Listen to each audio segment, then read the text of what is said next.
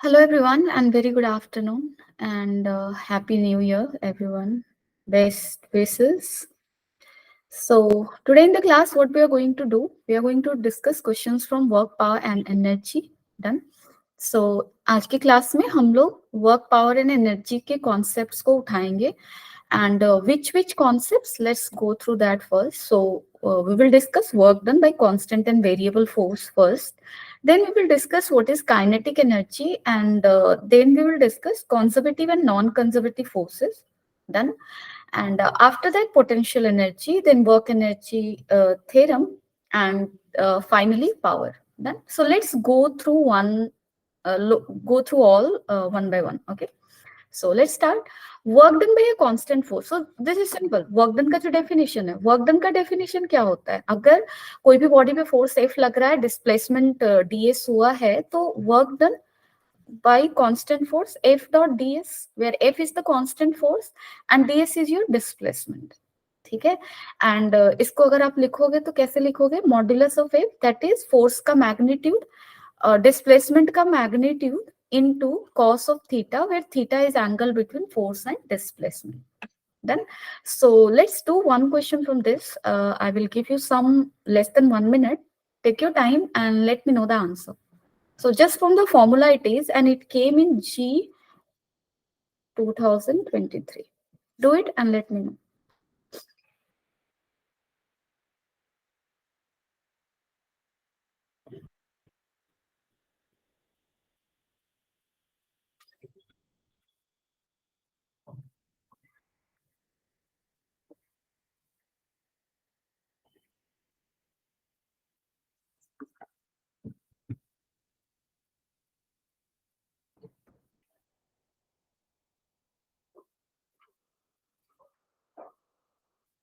Yes, so you can see here how you will solve it. Simple है. Work done का formula क्या होता है? Sorry, work done is scalar quantity. Work done का formula क्या होता है? Dot product of force and displacement. Here you see एक स्मॉल पार्टिकल है जो कि इस पोजीशन तक मूव करके गया है. कहां से? इनिशियल पोजीशन उसका ये था. यानी कि initial position vector is given, final position vector is given, force is given under which ये डिस्प्लेसमेंट हुआ. अब हमें वर्क डन निकालना है. Done. So you just see here initial position vector, that is r1. R1 is how much? That is 2i cap plus 3j cap minus 4k cap. What is the final position vector? That is your 5i cap minus 2j cap plus k cap. What is the displacement? That is rf minus ri, final minus initial position vector. अगर आप इन दोनों को minus करोगे, R F से are one को minus करोगे, that is are I initial position vector, तो क्या मिलेगा हमें? 5 minus 2 that is 3, 3 I cap minus 2 minus 3 that is minus 5 J cap, और 1 माइनस माइनस 4 दैट इज 5 के cap. So this is displacement. Force is what? This is. So work done क्या हो जाएगा? Force that is 5 I cap plus 2 J cap plus 7 के cap. Dot क्या लिखोगे? ds, displacement vector. So here displacement vector is how much? 3i cap minus 5j cap plus 5k cap. So आप इन दोनों का क्या निकाल लो? Dot product. डॉट प्रोडक्ट निकालना आसान है. आई वाले मल्टीप्लाई होंगे, आई डॉट जे जीरो, ये सब तो पता ही होगा. सो 5 into 3 15, 2 into 5, this will become how much? 2 into minus 5, that is minus 10. And this is 7 plus 5, that is 35. So 35 plus 15, that is equal to 50. 50 minus 10, that is 40. So correct answer will be what? 40 joule. Now there is a concept, work done by variable force. So how variable force will do the work? Like previous example में हमने देखा कि force constant है. अगर force constant नहीं है, तब हम लोग फॉर्मूला तो सेम रहेगा. वर्क डन को आप क्या लिखोगे? F dot DS.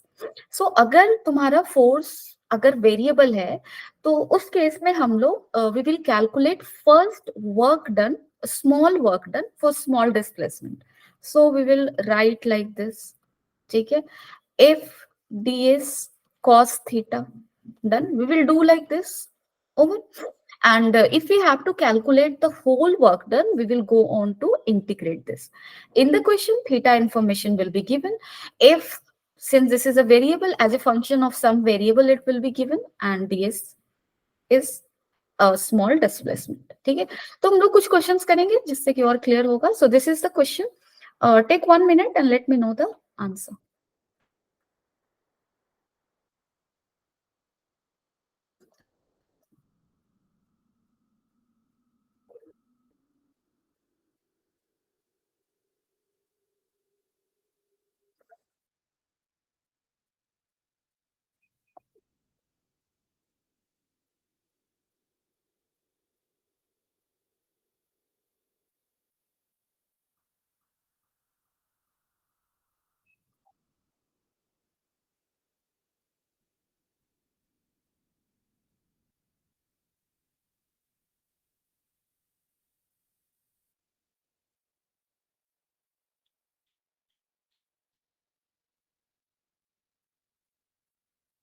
Okay, so if you can see here, work done is written as what? It is F dot what?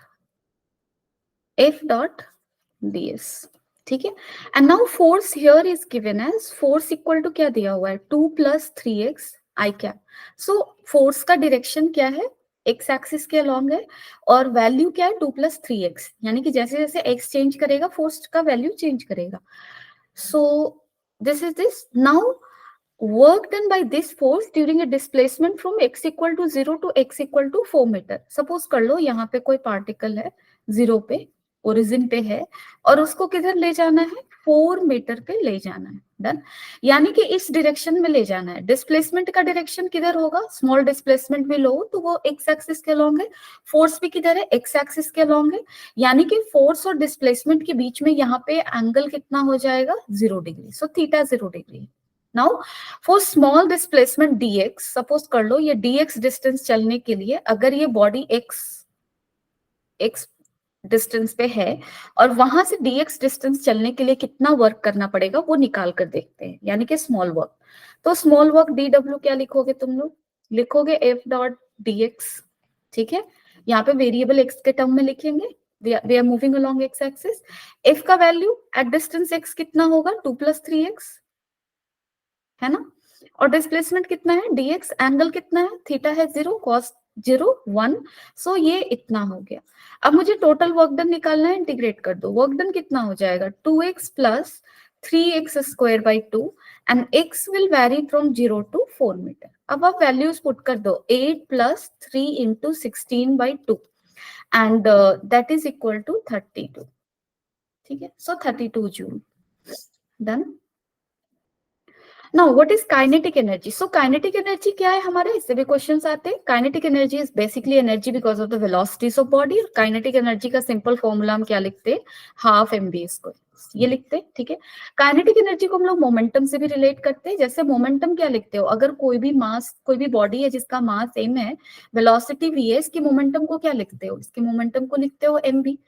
अगर मुझे काइनेटिक एनर्जी और मोमेंटम में रिलेशन बैठाना है तो तुम लोग क्या लिखोगे, काइनेटिक एनर्जी को क्या लिखते हो, हाफ mv². डन. एक v, सॉरी, एक m से मल्टीप्लाई कर दो, m से डिवाइड कर दो. What you will get here, you will get here, you just see, this is m² v², that is p²/2m. So kinetic energy और momentum के बीच में ऐसा कुछ रिलेशन होगा. Momentum is 2mk. So these two things are which we need to keep in our head. Now do this question, take 1 minute and do this. Just formula based question these are, so do it fast.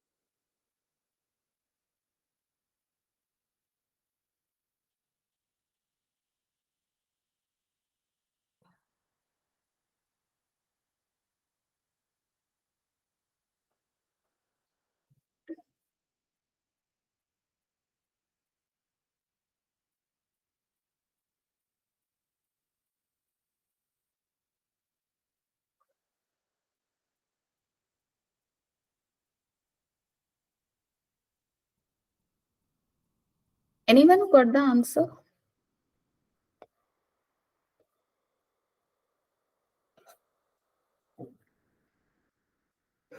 ठीक है, सो यहाँ पे देखो ध्यान से, एक body है जिसको हमने कितने हाइट से ड्रॉप किया है, उसको हमने ड्रॉप किया h1 हाइट से। सो यहाँ से एक बॉडी को ड्रॉप किया गया, यानी कि बॉडी की इनिशियल वेलोसिटी क्या दी गई, 0। Now after hitting the ground, ये एक बार ऐसे नीचे आया, ग्राउंड से टकराया, और उसके बाद वो फिर से ऊपर जा रहा है, और इस बार वो कितना ऊपर जा पाया, वो h2 हाइट तक ही जा पाया। ठीक है, यानी कि कम हाइट तक गया है। डन, यानी कि कुछ ना कुछ उसकी एनर्जी का लॉस हुआ। If the ratio of velocity of body just before and after the ground hitting the ground is 4, यानी कि ये यहाँ पे क्या कह रहा है कि जैसे ही ये बॉल ग्राउंड को हिट करने वाला था, यानी कि जस्ट उसके पहले, तब उसकी वेलोसिटी सपोज कर लो v1 है, और कोलाइड करने के बाद जब वो फिर से ऊपर जाने लगा, जस्ट आफ्टर कोलिजन, इसकी वेलोसिटी v2 ले लो। सो v1 बाई v2 का रेशियो कितना दिया हुआ है, 4 दिया हुआ है। ठीक है, this ratio is given. So then percentage loss in kinetic energy of the body. So हमें निकालना क्या है, परसेंटेज लॉस, यानी कि kinetic energy before collision minus kinetic energy after collision divided by kinetic energy before collision into 100। ऐसे ही तो हम लोग निकालते हैं ना percentage change by original into 100, right. So kinetic energy before collision के लिए क्या फॉर्मूला लिखोगे, हाफ एम v1 स्क्वायर, और बाद के लिए क्या लिखोगे, half m v2 square divided by क्या करोगे, half m initial energy, half m v1 square. Half m cancel होगा, क्या बचेगा, v1 square minus v2 square by v1 square, यहाँ पे इंटू 100 है, इंटू 100। अब आप इसको सॉल्व कर दो, v2 को क्या लिख सकते हो, v1 by 4। So this is v1 square minus v1 square by 16 divided by v1 square into 100। So this is equal to 15 by 16, yes, 15 by 16 into 100. So if you are going to cut it, this will give you this, और 25 into 15 कितना हो जाएगा, 375 divided by 4. So value of x will be what? It will be 375. चलो, now let's do this question also. Take some 1.5 minute and let me know the answer. 1 minute is enough though. करके दिखाओ कितना आ रहा है।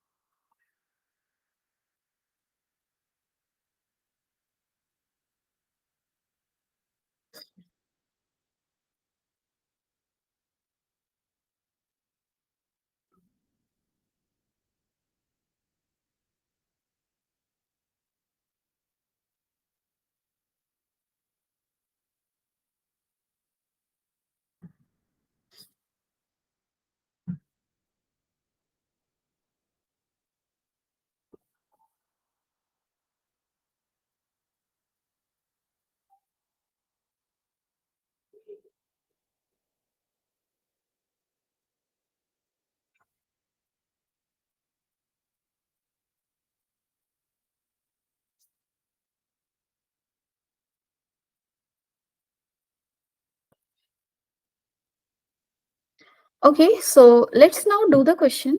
क्या question है हमारे पास, there is a little mass of m 500 kg। So यहाँ पे 500 kg का मास है, ठीक है, and this is descending with speed of 2 metre per second, यानी कि इट इज कमिंग डाउन, कितने स्पीड से आ रहा है, 2 मीटर पर सेकेंड से। Its supporting cable begins to slip, thus allowing it to fall with a constant acceleration. अब देखो, लिफ्ट जो है वो एक केबल से अटैच्ड होता है, ठीक है, you may not see it but it is attached with a cable, done, and when the lift starts slipping down, इसका एक्सेलरेशन कितना है, यानी कि वो 2 मीटर पर सेकेंड स्क्वायर से नीचे आ रहा है।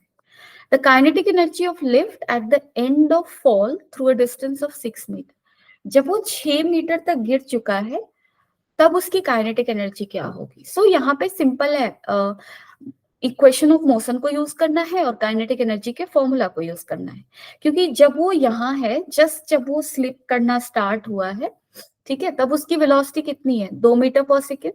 सो 6 मीटर गिरने के बाद यहाँ पे इसकी कुछ और वेलोसिटी होगी, और अगर वेलोसिटी भी है तब इसकी kinetic energy half m v square होगी। So question is very simple, right. So इस सिंपल क्वेश्चन का आंसर कैसे निकालोगे, एस दिया हुआ है, एस इक्वल टू क्या लिखोगे, वी निकालना है ना हमें, वी स्क्वायर इक्वल टू क्या कर दो, u square plus 2 AS। So if you going to solve it, v का स्क्वायर इक्वल टू यू का स्क्वायर कितना हो जाएगा, 4 plus 2 into acceleration is how much, 2, S is how much, S is your 6 metre, ठीक है। So this is how much, 24, 24 plus 4 is how much, 28। So v square is equal to 28। now kinetic energy कितना होगा, अब आप निकाल लो, half M we square, मास कितना है 500, v square कितना है 28। so this is how much, 20, 14 into 5, 70, यानी कि 7000 जूल, यानी कि how many kilo joule, it is equal to 7 kilo joule. so correct answer will be what, 7। Now this is a concept that is conservative force. Conservative force से भी question आता है, और like question क्या आएगा, like this is a very important concept जब भी हम वर्क एनर्जी थ्योरम यूज करते हैं तब, इसलिए इसको समझना जरूरी है। कंजर्वेटिव फोर्स, अब तक हम लोग बहुत सारे फोर्सेस पढ़ चुके हैं जो कंजर्वेटिव है, जैसे gravitational force, electrostatic force, spring force, all these forces are what, conservative force, ठीक है। सो कंजर्वेटिव फोर्स हमने पढ़ा है, ये होता क्या है, कंजर्वेटिव फोर्स उसे कहते हैं जहां पे कि तुम्हारा work done in a, okay, hi, hello, good afternoon, why so much late.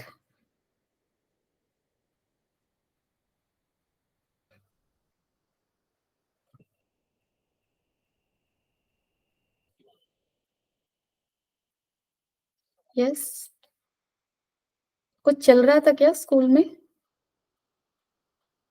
कोई प्रोग्राम, एनीथिंग।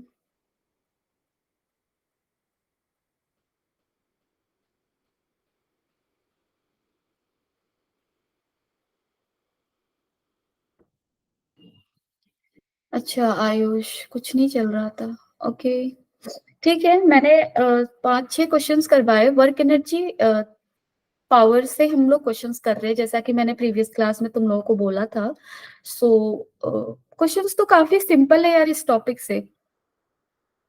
कल क्यों नहीं क्लास हुई यार, वही है, न्यू ईयर का तमाशा, कल नया साल था ना, लोगों ने कहा नया साल है, नया साल को हम नहीं पढ़ते, नहीं काम करते, वही था नया साल, और क्या। और कल 1 तारीख था ना, कल, हाँ, तो इस वजह से क्लास नहीं हुआ।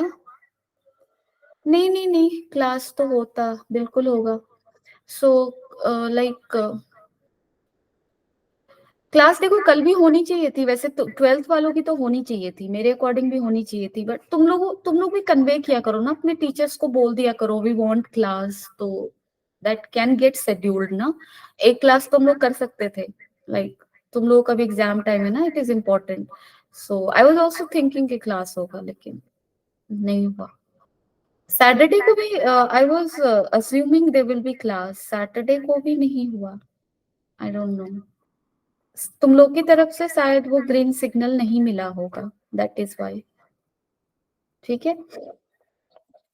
चलो, कंजर्वेटिव फोर्स क्या होता है, कंजर्वेटिव फोर्स वो फोर्स है जहां पे कि work done in close path, हम लोग क्या बोलते हैं, like work done in close path तो जीरो होगा ही होगा, प्लस वर्क डन जो है वो रास्ते पे डिपेंड नहीं करता। जैसे अगर तुम ग्रेविटेशनल फोर्स के अंदर वर्क डन की बात करो, सपोज करो यहाँ पे कोई भी चीज है, यहाँ पे कोई है, ठीक है, और इसको मैंने हाइट 0 माना है, सो यहाँ पे एक बॉडी है, इसका potential, sorry forget potential energy for now, suppose करो यहाँ से मैं इसको कहाँ लेकर गई, h2 हाइट पर मैं लेकर गई हूँ। अब मैं इसको स्ट्रेट ऐसे लेकर जाऊं या ऐसे लेकर जाऊं, ऐसे लेकर जाऊं, कैसे भी ऐसे ऐसे ऐसे घुमाकर ऐसे लेकर जाऊं, कैसे भी लेकर जाऊं, अगर इनिशियल और फाइनल पोजीशन सेम है तो वर्क डन क्या होगा, सेम होगा। यानी कि कंजर्वेटिव फोर्स जब वर्क करता है तो वो ट्रेजेक्टरी पे डिपेंड नहीं करता, पाथ पे डिपेंड नहीं करता, इनिशियल एंड फाइनल पोजीशन पे डिपेंड करता है। इसका एग्जांपल क्या क्या है, gravitational force, electrostatic force, spring force. ठीक है, एक इंपॉर्टेंट चीज है जो तुम्हें आ सकता है, that is identifying conservative force. Conservative force को आइडेंटिफाई कैसे करें, तो अगर इक्वेशन दिया है तब कैसे करें, डेफिनेशन वाइज कैसे आइडेंटिफाई करें। तो डेफिनेशन वाइज तो जस्ट मैंने बताया कि जो वर्क डन है वो पाथ पे डिपेंड नहीं करेगा, work done in close path 0 होगा, क्योंकि क्लोज पाथ में इनिशियल और फाइनल पॉइंट क्या हो जाएगा, सेम। अब देखो यहाँ पे फोर्स का मैंने एक इक्वेशन लिखा है, फोर्स का इक्वेशन ये है, और अगर तुमसे क्वेश्चन पूछता है कि ये जो फोर्स है ये कंजर्वेटिव है या नहीं है, कैसे निकालोगे। ठीक है, सो अगर तुम्हें इक्वेशन से बताना है तो तुम्हारा सिंपल तरीका है, जो भी फोर्स दिया है उसको df बाई dx कर लो, df बाई dy कर लो। ठीक है, ऐसे कर लो, और अगर ये दोनों इक्वल है तो कंजर्वेटिव है, तब क्या होगा, तब तुम्हारा ये कंजर्वेटिव होगा। और अगर ये इक्वल नहीं है देन क्या हो जाएगा, तुम्हारा नॉन कंजर्वेटिव हो जाएगा। ठीक है, जैसे यहाँ पे इस फोर्स को जैसे देखो D F by D x जब मैंने बोला इसका मतलब क्या है, यहाँ पे मैंने डी एफ एक्स लिया, यहाँ पे डी एफ वाई लिया। सो एफ फोर्स यहाँ पे दिया है, इसका एक्स कंपोनेंट ये है, यानी कि डी एफ एक्स कहने का मतलब ए एक्स वाई क्यू, और इसको किसके रिस्पेक्ट में डिफ्रेंशिएट करना है, एक्स के रिस्पेक्ट में। अब इसका डिफरेंशिएशन का वैल्यू क्या होगा, यहाँ पे y वेरिएबल भी है लेकिन x के रिस्पेक्ट में डिफरेंशिएट कर रहे हैं, y को क्या मानेंगे, कांस्टेंट। तो y क्यूब a को बाहर ले लो क्योंकि ये कांस्टेंट है, dx बाई dx। सो इसका डिफरेंशिएशन का वैल्यू कितना आया, a y cube. Similarly dfy करो तो fy का वैल्यू कितना है, ay x cube, ay x cube divided by क्या करोगे, dy। अब देखो y के रिस्पेक्ट में डिफरेंशिएट कर रहे हो, कांस्टेंट क्या होगा, x और a। सो यहाँ पे x क्यूब a को बाहर ले लो, dy बाई dy। ये कितना आया, a x क्यूब। अब क्लियरली हमें दिख रहा है कि a y cube is not equal to a x cube, ये दोनों इक्वल नहीं है। इक्वल नहीं है मतलब ये कंजर्वेटिव फोर्स नहीं है। सो अगर तुम लोगों को इक्वेशन देता है और उससे पूछता है कि बताओ ये कंजर्वेटिव है या नहीं, use this thing, you will get the answer. Okay, now what is non conservative force. तो नॉन कंजर्वेटिव फोर्स पहले एग्जांपल देखते हैं, फ्रिक्शन फोर्स बहुत बड़ा एग्जांपल है नॉन कंजर्वेटिव फोर्स का। और वहां पे क्या होता है, वहां पे ये होता है कि जैसे सपोज कर लो रोड है और ऐसे ऐसे रोड है न? और यहाँ बी पॉइंट पे जा रहे हो तुम न? और एक दूसरा रोड है बी तक पहुंचने का जो कि ऐसे सीधा रोड है, दोनों ही रफ सरफेस है, रफ रोड है, यानी कि दोनों पे ही फ्रिक्शन प्रेजेंट है, फ्रिक्शन कोएफिशिएंट दोनों का ही सेम ले लो। डन। फ्रिक्शन क्या करता है, हम जिधर चल रहे हैं उस मोशन को वो क्या करेगा, लाइक रिलेटिव मोशन को वो अपोज करता है, जिस डायरेक्शन में मोशन होने का टेंडेंसी है वो उस डायरेक्शन में फोर्स ना लग के उससे ऑपोजिट में लगता है फ्रिक्शन फोर्स। तो अगर कोई भी चीज सड़क पे जा रही है और ऐसे जा रही है, ठीक है, तो वो सड़क जो है उस पे फ्रिक्शन फोर्स इधर लगाएगा। ठीक, डन। तो यहाँ पे देखो जब हम बॉडी को ए टू बी रोड 1 से लेकर जाएंगे तो वो ज्यादा डिस्टेंस कवर किया है, और 2 से लेकर जाएंगे तब वो कम डिस्टेंस कवर किया है। ज्यादा डिस्टेंस कवर करने का मतलब ज्यादा टाइम तक उस पर फ्रिक्शन फोर्स लगा है ऑपोजिट डायरेक्शन में। तो वन रोड पे अगर ये सपोज करो 40 मीटर पर सेकंड से स्टार्ट हुआ है, तो बी पहुंचते पहुंचते इसकी वेलोसिटी बहुत ज्यादा कम होगी विथ रिस्पेक्ट टू जब वो सेकंड रास्ते से जाएगा। तो यहाँ पे वर्क डन रास्ते पे डिपेंड करेगा, that is your non conservative force. ठीक है, तो ये हो गया basic definition. Now potential energy का जो कॉन्सेप्ट है, जैसे काइनेटिक एनर्जी तो सिंपल है, फॉर्मूला, कोई भी बॉडी के पास वेलोसिटी है तो काइनेटिक एनर्जी होगा, formula half M D square. Potential energy body के पास क्यों होता है, बॉडी की पोजीशन की वजह से होता है, और पोटेंशियल एनर्जी हमेशा ही हम डिफाइन करते हैं कंजर्वेटिव फोर्स के लिए।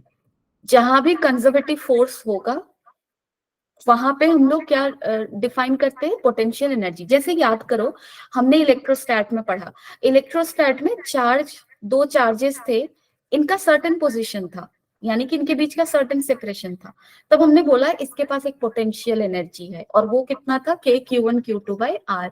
सो इलेक्ट्रोस्टैटिक फील्ड जो होता है, क्योंकि यहाँ पे Q1 चार्ज की वजह से फील्ड होगा, you already know such things, so यहाँ पे भी पोटेंशियल एनर्जी होगी, हो गया। सिमिलरली ग्रेविटेशन में हमने पढ़ा है कि अगर एक बॉडी है जो कि यहाँ है initially at certain level, h equal to 0 पे है अगर हमारा बॉडी, ठीक है, और यहाँ पे हम लोग पोटेंशियल एनर्जी इस बॉडी का क्या बोलेंगे, इसको बोलेंगे, तुम लोग पढ़े होगे, mgh का वैल्यू क्या लोगे, 0।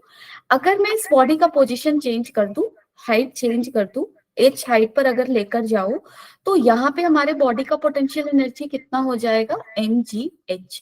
सो पोटेंशियल एनर्जी जो कॉन्सेप्ट है ना, पोटेंशियल एनर्जी क्यों होता है, because of the position of body, ये बॉडी के पोजिशन की वजह से होता है, that is your potential energy concept. जैसे पोटेंशियल एनर्जी हमने स्प्रिंग के केस में भी पढ़ा है। स्प्रिंग में देखो, ज्यादा कॉम्प्लेक्स में मैं नहीं जा रही, मैं सिंपल वाले में जा रही हूँ।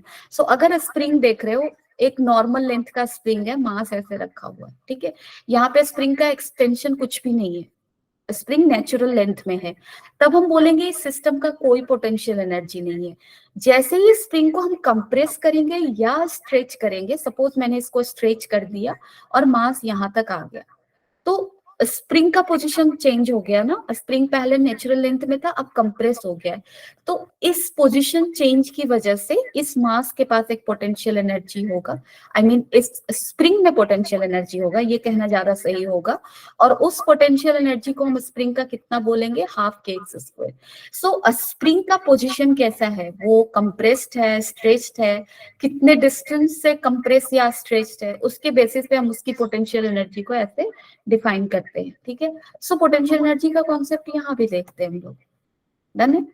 अब चलो एक क्वेश्चन करेंगे जो कि तुम्हारे जी 2023 में आया है, बहुत ही सिंपल सा क्वेश्चन है, और यहाँ पे एक फॉर्मूला यूज होगा जो कि मैं तुम लोगों को बता दूं, और ये फॉर्मूला याद रखना, इक्वेशन ऑफ मोशन से ही है, distance covered in nth second equal to क्या होता है, u plus A by two, 2n-1। इसका क्या मतलब है, जैसे अगर सपोज कर लो मैं चल रही हूँ और मैं ए पॉइंट से स्टार्ट करी और मैं पहुंच गई बी पॉइंट पे, 8 सेकेंड मुझे लगा पहुंचने में, तो अगर मैं 8 सेकेंड बोल रही हूँ, इसका मतलब कौन सा इंटरवल, 7 से 8 सेकेंड के बीच वाला।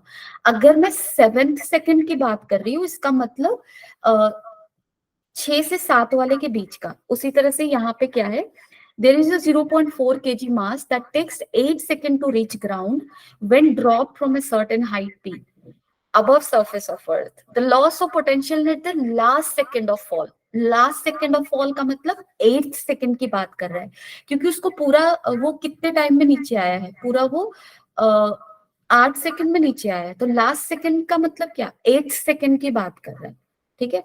तो इन द लास्ट सेकेंड वो कितना चलेगा, उसके बेसिस पे हम लोग पोटेंशियल एनर्जी डिफाइन करेंगे। तो तुम लोग आंसर बताओ क्या आएगा इसका, ठीक है।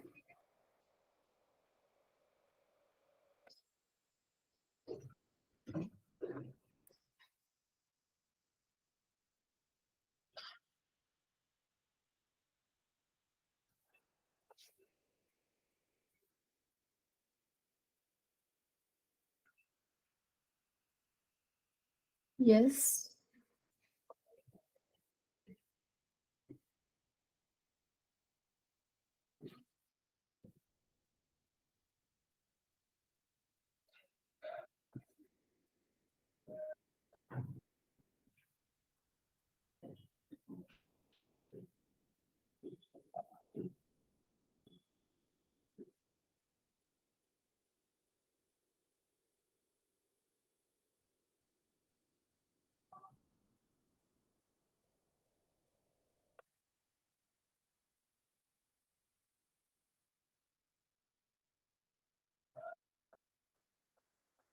Yes, any answers.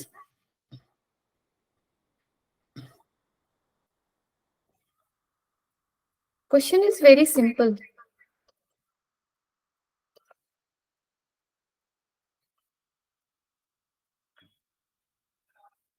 तुम लोग अगर थोड़ा सा भी कुछ भी पढ़े हो ना तो ट्राई कर सकते हो, क्योंकि क्वेश्चन देखो, वर्क एनर्जी पावर से जो क्वेश्चन आया है जी मेंस में, वो तुम्हारा इंटीजर टाइप आया है, और वो क्वेश्चन ना काफी बेसिक रहे हैं, बहुत बेसिक रहा है, ठीक है।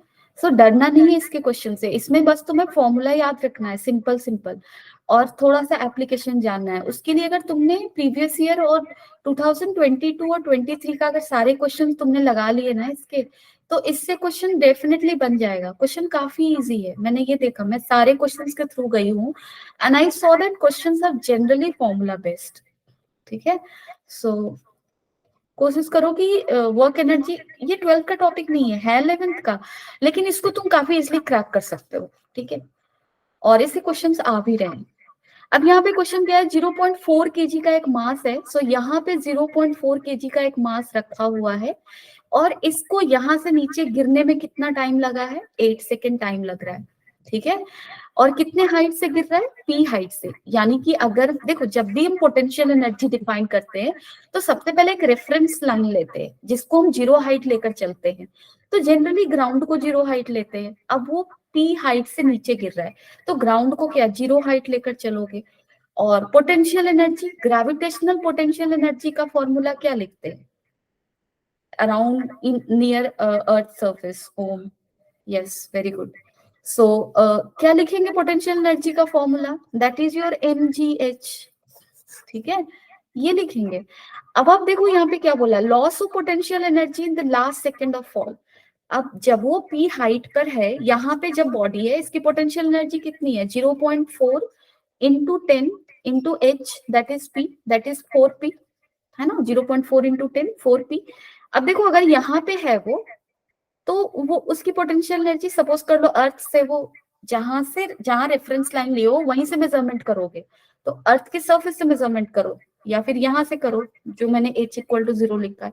अगर वो h हाइट पे, उसकी पोटेंशियल एनर्जी कितनी होगी, 4h, है ना। और तुम्हें ये देखना होगा, पूछा है loss of potential energy in the last second of fall, तो तुम ये देखो कि सपोज कर लो 7 सेकेंड में वो यहाँ है बॉल, सो 7 से 8 सेकंड में वो कितना हाइट नीचे आया है, इतना हाइट नीचे आया, दिस वन। और ये हाइट अगर सपोज कर लो h डैश है, तो 8 सेकंड में वो कितना पोटेंशियल एनर्जी लूज कर दिया, mgh डैश, क्योंकि 8 सेकंड में वो h डैश से कितना हाइट आ गया, जीरो हाइट आ गया, सो कितना पोटेंशियल एनर्जी लूज किया, mgh dash, you need to calculate h dash. So distance covered in 8 second, initial, ये फॉर्मूला यूज कर लो, ठीक है। Initial velocity, u is initial velocity here in this formula, so u तुम्हारा क्या है, यहाँ पे बॉडी को ड्रॉप किए हो, u 0 है। एक्सेलरेशन ड्यू टू ग्रेविटी, मैं डाउनवर्ड डायरेक्शन को पॉजिटिव लेकर चल रही हूँ, so acceleration due to gravity is 10, 10/2, 2 into क्या लिखोगे 8, एंड दिस -1, सो ये कितना आ गया 5 into 50, so this is your how much 75, ठीक है। और 75 हाइट से नीचे आया है, लॉस इन पोटेंशियल एनर्जी क्या लिखोगे, mgh, that is 0.4 into 10 into 75, and 75 into 4 कितना हो जाएगा तुम्हारा, ये हो जाएगा 300 जूल, ठीक है। So correct answer will be what, 300। Next question, work energy theorem है, just give me 1 second, okay.